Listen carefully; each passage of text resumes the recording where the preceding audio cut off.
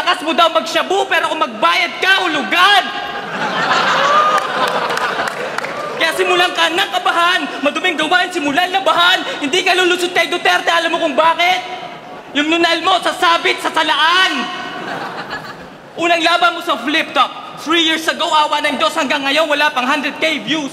Yung sa akin di pa serious, nilabas 3 months ago, 3 hours pala, agad positive reviews. Kasi yung tapang mo, peke, galing lang sa Red Bull to. Kaya madali kang basagin parang Red Bull to. Kasi ito yung produkto ng insulto at pagsinghot ng isang bulto. Alam kong ito'y hamon mo ngayong ahon 5, pero lamon sa akin tong hamon. Alam mong malikhain tong hain ko. Kaya hindi kakayanin ang pusong mamon. Kaya sa mga nagtatangkang talangka, wag ako please, iba na lang. Kasi para kayo naglaro ng Russian roulette. Pero yung gamit na baril, shotgun. Kasi yung kalibre ko, di kalibre to. Kaya corner ka sa akin, hindi kalibre tol. Kung baga sa kalendaryo, papalitan na kita kasi yung buwan ngayon, Disyembre to. Matatalo lang ako kung yung mga judges hindi na naman marunong magbilang. Tinakulang ang mga utak kaya nag-stall ang mga ibang. Umarbaliw po at ito ang ahon 5, San Juan mag-ingay! Yo, alam mo ba yung kalaban mo? Solid to dumura. Bago mo tirahin yung lunal ko, ipatanggal mo muna yung boni mo sa mukha! Utang ina. Tang ina mo. Gago. Oo ano? Tang ina. Bobo ka ba? Oo, nakulong ako. Huwag kang mag-alala. Susunod ka na. Ina. Alam nyo ba, sumali to ng freestyle battle sa sunugan. Di ba may hindi sumipot kaya nakasingit ka? Alam nyo ba, putang ina? Puro mic check yaw lang ang sinabi. Wala na spit kahit isa. Kaya huwag ka magalit pag nilait kita. Tindihin mo na lang. At pag sinabi ko di ka marunong mag-freestyle, huwag ka sumabat, dibdibin mo na lang. Tangina. Kaya sa lahat ng mga katulad mong panggap, ito na ang unang warning. Huwag ka nang lumaban ulit sa sunugan, plastic ka. Baka lumala ang global warming. At sabi niya sa laban nila ni Left Eye, yung third daw parang bonus, kaya di na siya magre-rebat. Tangina. Kumain ka na ba? Putang ina ka. Sa dalawang laban ito sa flip top, wala akong narinig na ribat kahit na isa, sinungaling talaga. Di ka marunong mag-rebat, huwag ka magpalusot, mabuti pang aminin at sabihin mo sa kanila. At alam kong marami kang grupong dinidikitan kasi di mo kayang ipagtanggol ang sarili mo mag-isa. Tangina, ayoko sana maging bastos, pero sorry folks. Tsupain mo kung gusto mo kong matalo, that's your only hope. Di ako tatablad sa mga walang kwenta mong corny jokes. Paano mo ako sisirain? Mas matibay pa ako sa shorty hawk. Tingnan mo.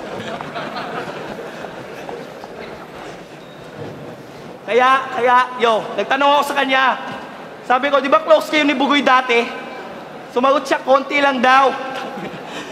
Sorry ka naman, kawawa ka naman kasi kahit mag-sorry ka na, mas gusto niya partner si Ives kasi bossy ka daw. Ang ina, kaya huwag ka nang bumuelta dahil pag ako huwag ka nang umextra dahil pag ako bumuelta masakit. At ang katotohanan mapait, wala ka sanang pangalan ngayon kung di ka nagbibenta ng damit. Kaya di man ako nagpanik sa'yo. Sobrang relax, tinulog ko lang at nung nalaman ko ikaw kalaban yung mga damit mo, sinunog ko lahat. Ang ina. Kaya kayo ang witness na si Omar ay speechless na naman. Huwag kang humarang sa daan at please huwag ka na mag-rap, mag-business ka na lang. Time.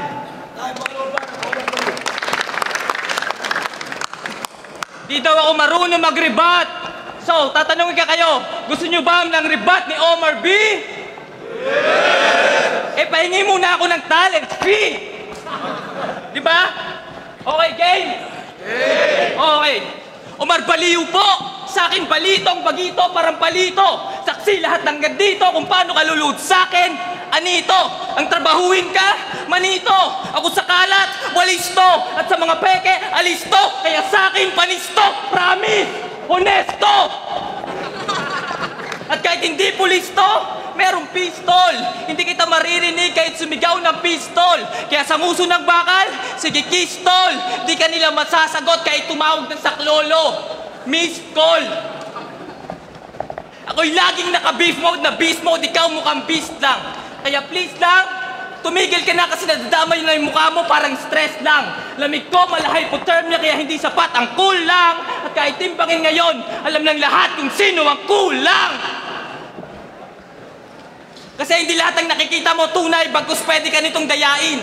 3 taong ko na pinaghihirapan yung high minds, kaya hindi pwede basta gayahin. So what's up with your new brand? Murder Capital Closing? Anong pinaglalaban mo? Murder capital tapos yung design for 20 at Duterte? Putang ina, anong kinalaman nun? That's bullshit. Oo, that's bullshit. Para nagkulab si Aling Tunisia at yung Salbakuta. That's bullshit. Oo, that's bullshit. Alam mo nang lumba-lumba yung GF mo, niregaluhan mo pa ng salbabida. Kasi kumpara sa siguristang medyo poging laging na pagkakamalang artista, mukha kang satanistang sabadista. Pagkatapos gulpehin ni Batista. Kaya katay at patay sabay mapapaaray, tatama ang kabay.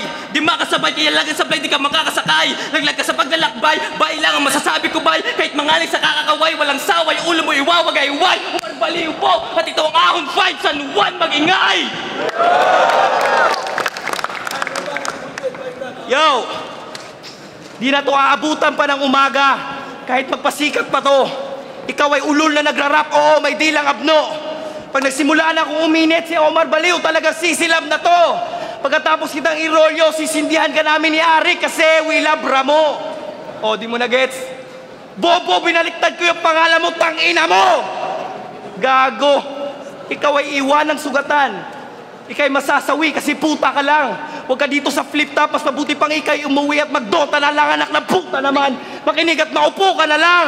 Ayoko mag-Ingles, pero kung gusto mo mag-nosebleed, tara, sunto ka na lang. Oo, mas baliw na ako sa baliw pag sinaktan ko to. But I should treat him this way. Basta kang ilong mo sa kamukha pag tinignan nyo sa replay. Living life in the fast lane, this is Cool Kids Freeway. Ang umarang sa daan, makakaladkad parang kawawang MMDA. Mas high-minded ako sa iyo, kaya di mahila pababa. Isa ka sa mga sip-sip na talangka, mga alimasag na minana ang ugali sa linta. Ako mismo ang banta, kaya huwag ka mabigla. Kaya nangangati ang dila ko sa iyo, parang nalilibugan na dikya. Walang hiya. Mas maitim pa ang budhi ko sa pilatinan si Binay, tang-ina mo. Pag sinabi ko pang tang-ina ulit, pang-lima to, kaya tang-ina mo! Tang-ina mo. Tang-ina. Gago. Alam mo ba, ito si Omar, praning to. Alam nyo ba na bading to? Sobrang galang pa ng gago. Kulang na lang magmano to si Manzano. Puro ka lang Omar Baliw. Po! Bakit? Anak ka ba ni Fernando? Ha?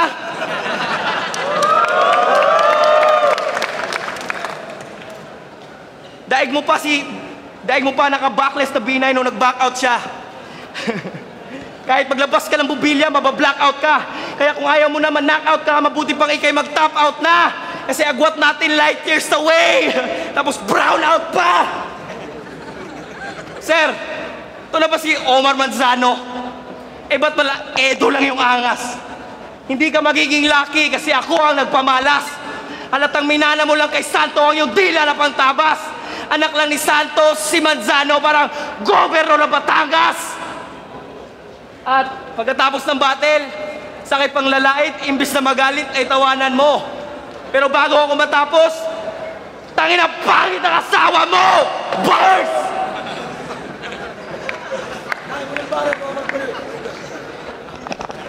Yo! Round 3, konting throwback. Andun lang ako sa sulok ng ahon 3. Ang bilis ng panahon. Ngayon umahon si Omar sa flip top ang nilamon 3. Parang Irving nung 13. Halos pumasok lahat ng 3. Alam nang may mga utak dito. Pagkatapos nito, W ko dapat ay 3. Kasi yung tatlong panalo mo, pasabangawang performance, graduate 3. Passing. Kaya nung pinasok yung Cebu, naligaw ko sa gubat ang kaso. 3. Passing. Kaya nadungisan na ang malinis na record. Sablay sa police clearance at NBI. Tapos may kaso ka bang droga, tang ina ka. Kabahan ka, parusan yan, bitay. San Juan, magingay. Si Kulkin di na makakauwi ng buhay. Parang fiesta dito, babasahin kita at di mo ko pwedeng masuway. Omar Baliw, parang Marcos. Kamay na baka lang tatapos. Sa dami ng estilo ko, parang koleksyon ng asawa niya na sapatos. And speak of sapatos, estilo mo kalat sa Green Hills sa madaling salita, peke ka. Nakabattle ka lang sa flip-top, di na lumingon sa pinanggalingan, parang may beke ka. Ang ibig kong sabihin, sulat-sulat din ng kanta, mulat-mulat din ng bata. Yan ang hirap sa mga tao, puro battle ang gusto. Tang ina, makinig rin kayo sa kanta.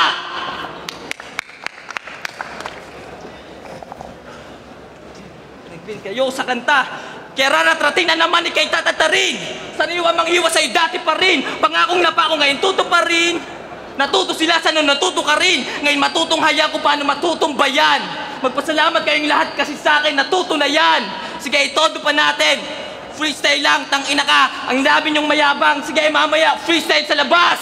Tangina, alam niyo ba sa susunod na isa buhay ako yung susunod kay batas. Ito si Cool Kid. Masyadong stupid. Influence na 3 stooges. Kaya ganyan siya kay stupid. Omar Baliw po at ito ang ahon fight sa Nuwan mag-ingay.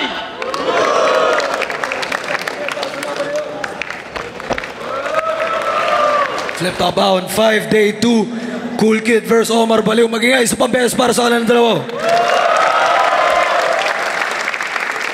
Cool Kid galing pang Davao, si Omar galing Makati lang. Ang boto, 5-0 para kay Omar Baliw. Shoutout sa Cool Kid. All minds, Omar Baliw. Malaki, the pricing, Gatillo. Tingin ko naman, malinaw na mas consistent. Sa all 3 rounds si Omar Baliw. Okay ginawa ni Cool Kid, pero lumamang si Omar Baliw. Epoch, Raw, Campo. Omar, yung first round kay Omar ko binigay, critical yung slip up ni Cool Kid nung first round. Second round, yung pinakadikit para sa akin, pero binigay ko kay Cool Kid yun. Solid yung punches nung round na yun. And sa third round, mas beast mode si Omar Baliw. Kaya yun, overall, Omar. Ayan, Cool Kid tsaka Omar Baliw. Nga pala ako si Basilio. Crazy Family binabati ko. Binigay ko yung boto ko kay Omar Baliw. Okay naman si Cool Kid eh. Ang naging problema lang, nakulangan lang ako dun sa mga... Yung time niya, hindi niya nagamit ng maayos eh. Pero may sinasabi siya. Ang sinasabi ko lang, nakulangan lang ako. Parang hindi ko alam kung nagkamali siya. Basta yun.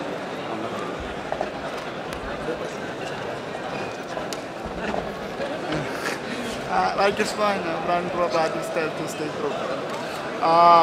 Omar Baliw kasi, yung first round, ewan ko kung ano naging problema ni Cool Kid. Siguro jet lag, pagod, stress, pressure. Medyo nawala siya konti. Malaking factor yun.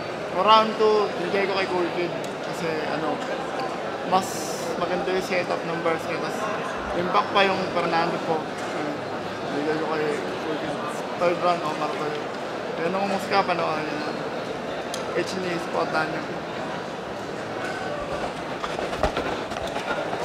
Sinyo, binoto ko si Sir Omar laban sa kay Cool Kid.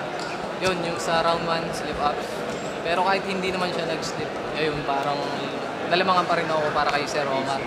Tapos, round 2, ganun din, mas mararamdaman mo kasi yung presence ni Sir Omar sa battle. Tsaka alam mo talaga memoryado niya yung buong line. May mga punches si Cool Kid pero mas nalakasan ako sa mga ginawa ni Sir Omar eh. Yun. Tapos round 3, ganun din, katulad ng round 2. Yun lang, pogi ako eh.